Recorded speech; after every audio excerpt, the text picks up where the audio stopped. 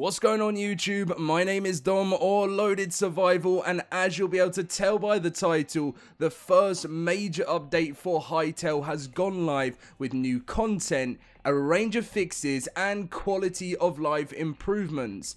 In today's video, we are going to read through the full patch notes that the Hypixel team have released, so I hope this does help you guys out. And if it does and you enjoy these videos, if you wouldn't mind supporting me by subscribing and leaving a like, I also just wanted to say thank you guys. It was such a busy launch. We smashed over 1,000 subscribers. We got 1,300 now. Thank you, and thank you to everyone that's joined me on this journey. Let's get in with the patch notes now, and then later on today, we're going to be checking out the patch with all of the new stuff, maybe the dinosaurs, that kind of thing, in a later on video. So, Hytale patch notes update 1, and if you are looking for an amazing place to come and play Hytale, we have just started up our brand new cluster, which is our Discord, and our link to the Hytale Discord for free servers, it will always be free, is down below. Come and join the Loaded Survival family. As we build this cluster, we're going to add so much Hunger Games, so much stuff to look forward to. Link to our Discord is down below. So anyway, Hytale patch notes update 1. Welcome to, let's get this in full screen. Welcome to the first Hytale update. Today we are releasing new content alongside a range of fixes and quality of life improvements. We are committed to maintaining a rapid patching cadence to address issues and improve the game as quickly as possible. So world environment, they added dinosaurs and other NPCs to populate the underground jungles. They are currently use placeholder behaviors and are work in progress. Okay, so they basically got to they've basically got a few updates to go. These new NPCs require a change in the environment in the biome, so you will need to generate new unexplored areas to see them. So devastated lands, sewers have now have proper atmospheric effects. Sorry, I really struggle with that. Atmospheric effects and creature spawns. Areas beneath volcanoes now use volcanic environmental effects. Fixed entity placements, textures, and interiors in the Ferran villages, and removed an invisible filler block behind the bench in the Forgotten Temple. As for NPC and creatures, wow, there is so much. Added knockback resistance to NPCs that previously did not have it. Fire-themed NPCs and creatures should now be immune to fire damage, however, they'll still catch on fire now. The Crystal Earth Golems, combat behavior, and spin attack have been improved. Skeletons should no longer take drowning damage. Quebecs should now be immune to the environmental damage caused by cactus and brambles. Added proper, replaced Torque Shaman placeholder summon animation. Added proper loot tables to the Quebecs and Torques in the Whisper Frost Frontiers. Livestock should no longer climb on top of the chicken coop. And cautious wildlife predators such as fox should no longer engage unless play. Oh yes, unless play. Oh right, so they're not going to attack us now. So they're going to basically, unless they're attacked. Yeah, I was wondering why the foxes kept being so volatile towards me. I'm glad about that. Anyway, so crafting items and farming. So the backpack and its upgrades are now easier to obtain. Base backpacks now require tier 1 workbench down from tier 2. Base backpack cost reduced to 8 medium leather down from 16. That's huge. Upgrading the backpack for the first time now requires a tier 2 workbench down from tier 3. Light, medium, and heavy hide now takes 10 seconds less to process and deliver. Oh, that is... Oh, they're cooking. They're literally... crafting benches can now pull materials from chests within 14 blocks horizontally up from 7 and 6 blocks vertically up from 4. Processing benches are now display tooltips in the upgrade requirements panel. Massive. All raw fruits and vegetables should now only grant health regen 1. Cooking them grants additional benefits. Dropped items should no longer get stuck on the side blocks. Torches and other handheld light sources can now be placed on the ground when equipped in the utility slot while wielding a pickaxe or hatchet. Pickaxes and hatchets are now only swung when using the primary action. Corn now gives 1 essence of life instead of 4 when exchanged in the farming bench, as it was previously misconfigured, making it better than higher tier crops. Fully grown cauliflower and pumpkin no longer drop regular seeds when broken by hand or with any tool. Fully grown internal crops no longer drop internal seeds when broken by hand or with any tool. Wood logs now display their retrospective wood type. Example, oak log will display hard wood in its tooltip. When a crafting recipe previously required a type of trunk, this now so now it displays correctly as log instead. So hardwood trunk is displayed as hardwood log in the recipe requirements. When a crafting recipe requires a specific log type such as hardwood, the tooltip now displays which trees can drop that type of log. Example, softwood log will display as bayan and beech or aspen and in the tooltip.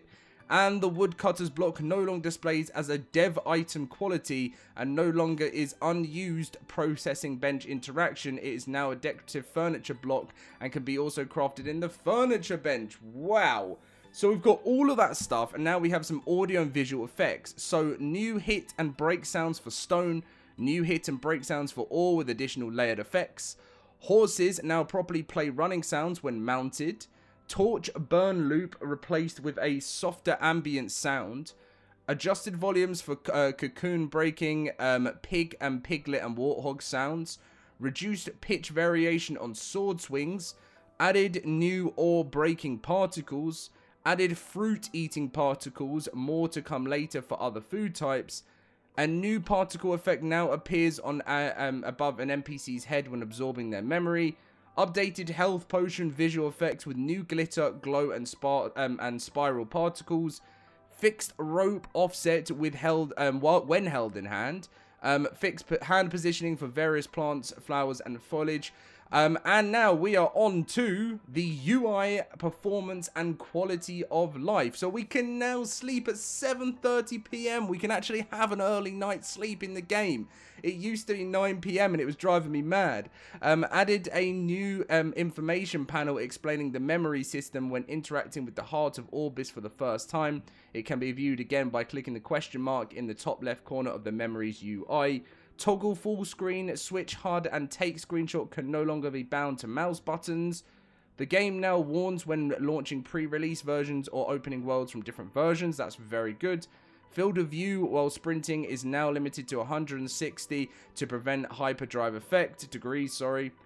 Cancelling LAN server discovery now works correctly. And the interaction system now handles server lag spikes better. Okay, cool. Character customization, new eye types, cat eye, demonic eyes, goat eye, and reptile eye. That's pretty cool. New mouth options, large mouth, tiny lips, new hair color, lavender, reworked bangs hairstyle and brightened dark brown color. Feather-bound hood is now correctly showing for the supporter edition. Now we're on to combat and balance, so weapon attack should now check for line of sight. The regular burn effect now generally deals less damage. Burn applied by lava remains unchanged. And the cactus and brambles now deal the environmental damage type. Command and server. Fixed argument order for teleport commands /TP player and target player. Give command now supports specifically item durability. Whitelist and ban commands now support both usernames and offline. Oh wow, so offline IDs too. The server now uses bottleneck bandwidth and round trip propagation time.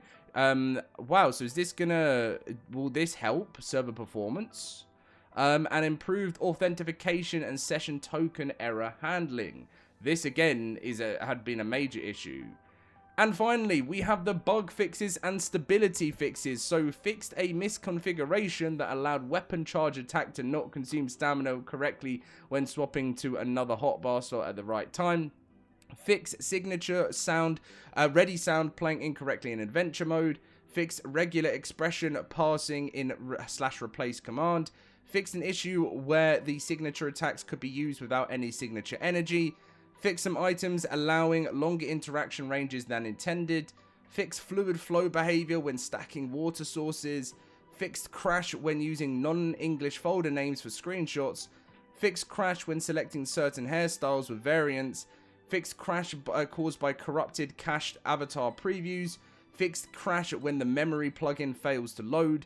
Fixed an issue where rewards from restoring memories were granted too early and did not match the correct number of memories required. Fixed waiting for chunks taking too long at 128 view distance.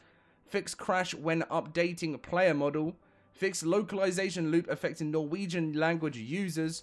Fixed race condition in instant teleport that caused entity removal and re-add issues. Fixed session refresh for single player servers. And fix various issues with crop growth where certain crops like tomatoes or tomatoes would not grow correctly, and chunks are now saved when farming block updates. As for extras, looks like they've just added some paws. So yeah, pretty awesome, guys. We got dinosaurs in the game, we got new NPCs, a whole bunch of stuff. I think one of the things for me I'm most excited about is you can now sleep at 7:30.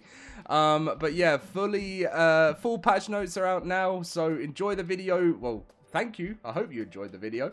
Leave a like, subscribe, come and join us in our Discord for servers, and yeah, I'll see you in game.